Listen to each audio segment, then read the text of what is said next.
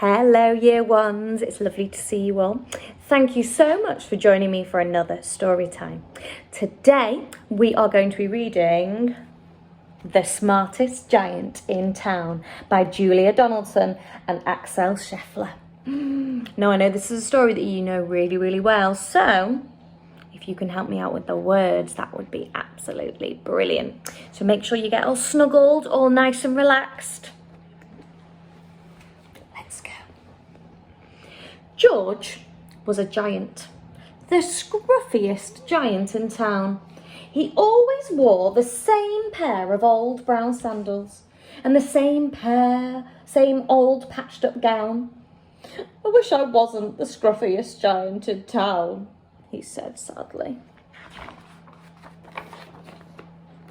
But one day, George noticed a new shop.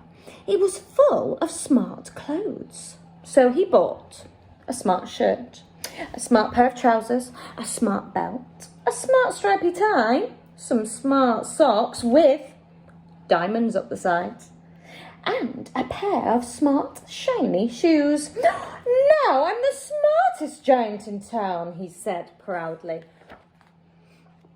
George left his old clothes behind in the shop. He was about to go home when he heard a sound. On the pavement stood a giraffe who was sniffling sadly. "What's the matter?" asked George. "Oh, it's my neck," said the giraffe. "It's so very long. It's so very cold. I wish I had a long, warm scarf." "Cheer up," said George, and he took off his stripy tie. "It didn't match my socks anyway," he said, as he wound it round and round the giraffe's neck. It made a wonderful scarf. "Oh, thank you," said the giraffe.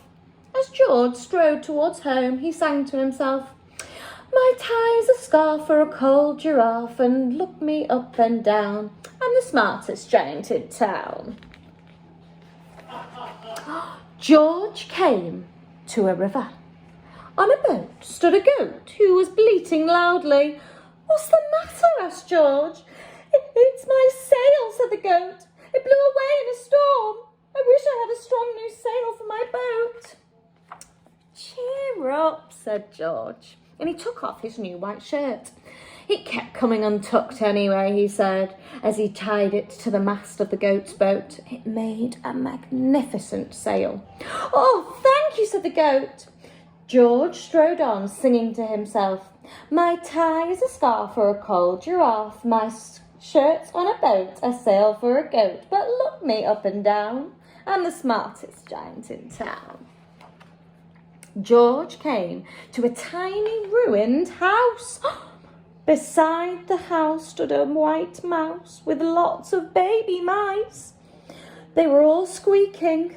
"What's the matter?" asked George. "It's our house," squeaked the mother mouse. "It burned down and now we have nowhere to live. I wish we had a nice new house."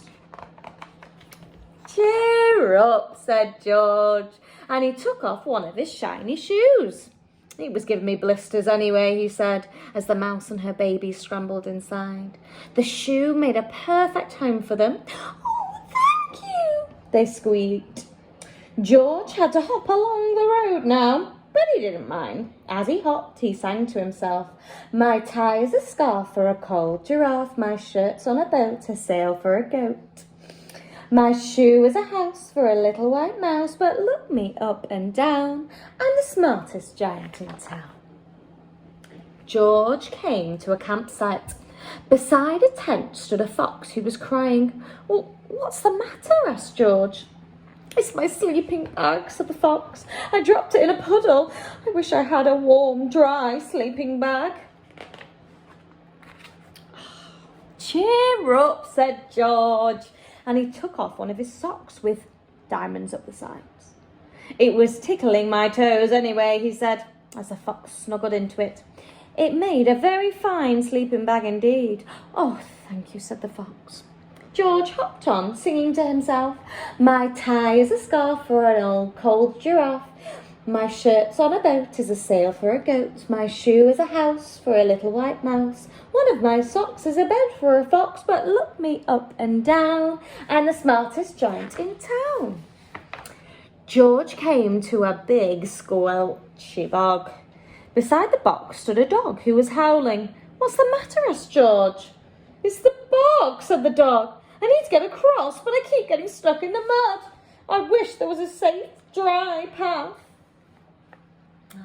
Cheer up, said George, and he took off his smart new belt. It was squashing my tummy anyway, he said, as he laid it down over the bog. It made an excellent path. Thank you, said the dog. The wind started to blow, but George didn't mind. He hopped on, singing to himself, my tie's a scarf for an old cold giraffe. My shirt's on a boat is a sail for a goat. My shoe is a house for a little white mouse. One of my socks is a bed for a fox. My belt helped a dog who was crossing a bog, but my trousers are falling down. I'm the coldest giant in town. Suddenly, George felt sad and shivery and not at all smart. He stood on one foot and thought, I'll have to go back to the shop and buy some more clothes, he decided. He turned around and hopped all the way back to the shop.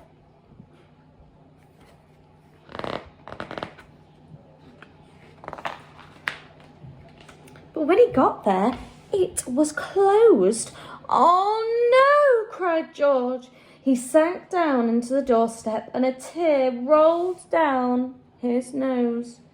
He felt as sad as all the animals he had met on his way home.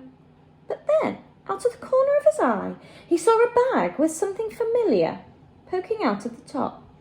George took a closer look. My gown, he yelled, my dear old gown and sandals. George put them on. They felt wonderfully comfortable. Oh, I'm the cosiest giant in town, he cried, and he danced back home along the road.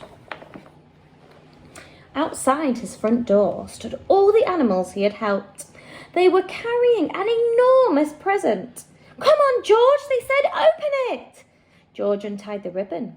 Inside was a beautiful gold paper crown and card. Look inside the card, George, said the animals. George put on the crown and opened the card. Inside it said, your tie is a scarf for a cold giraffe. Your shirt's on a boat as a sail for a goat. Your shoe is a house for a little white mouse. One of your socks is a bed for a fox. Your belt helped a dog who was crossing a bog. So here is a very fine crown to go with the sandals and gown of the kindest giant in town.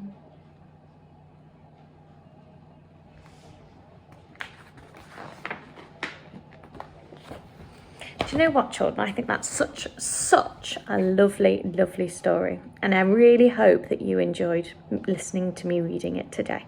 I'll see you tomorrow for another lovely, relaxing story time. Goodbye.